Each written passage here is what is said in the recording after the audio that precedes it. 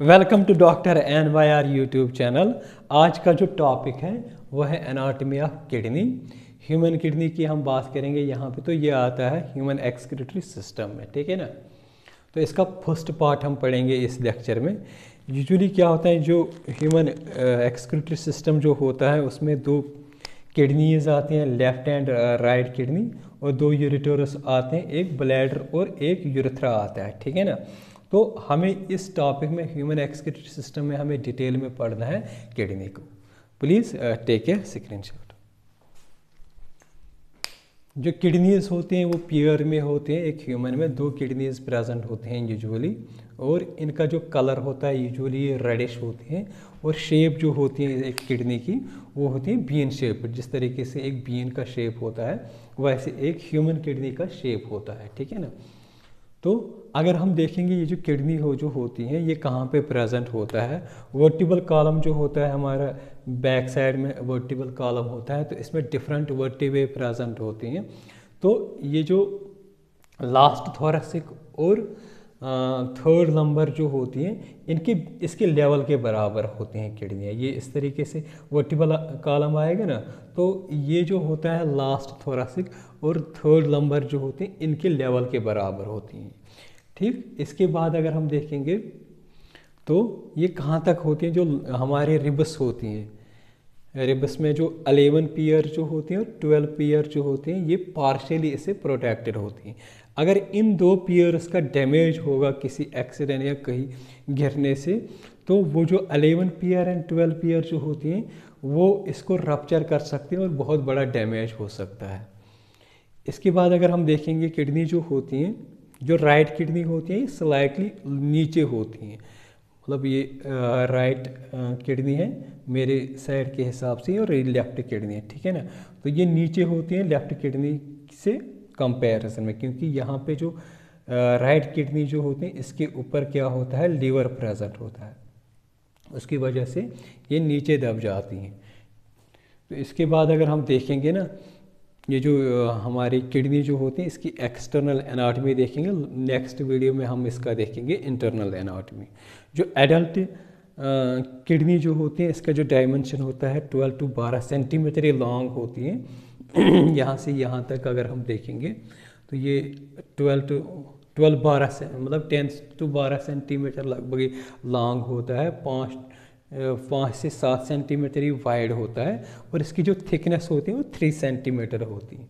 ये कुछ डायमेंशंस बहुत इंपॉर्टेंट होते हैं, कभी कभी ये आता है।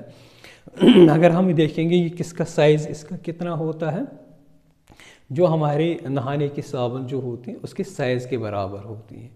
और इसका जो वेट अगर हम इसको वे करेंगे, लगभग ये एडल्ट ह्यूमन जो होता है 135 to 150 ग्राम इसका वज़न होता है।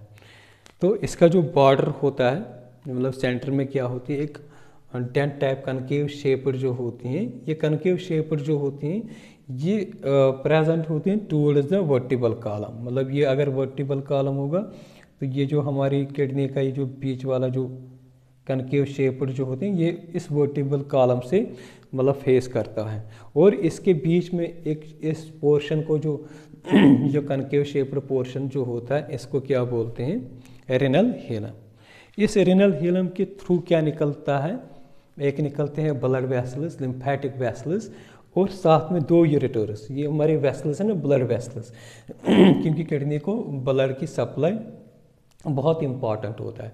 तो ब्लड सप्लाई जो डिफरेंट वेसल्स जो लेके जाते हैं वो इसी हेलम रेनल हेलम जो होता है इसके थ्रू ही वो चले जाते हैं। इसी के थ्रू जो यूरेटर होता है हमारे दो किडनी के दो यूरेटर्स जो होते हैं इसी के थ्रू निकलते हैं, और इसी के थ्रू जो होते हैं लिम्फेटिक वेसल्स और नर्व जो होती हैं इसी के थ्रू वो इमर्ज हो जाते हैं।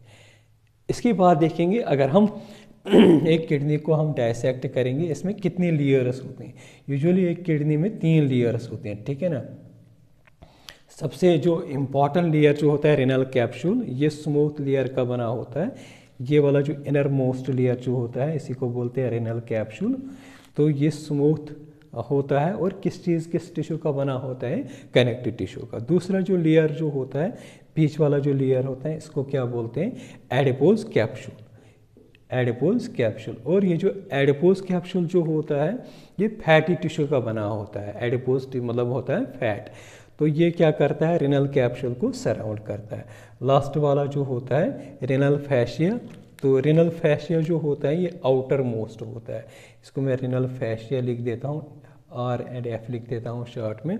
और ये किस चीज़ का बना होता है, ये भी कनेक्टिव टिश्यू का बना होता है ना।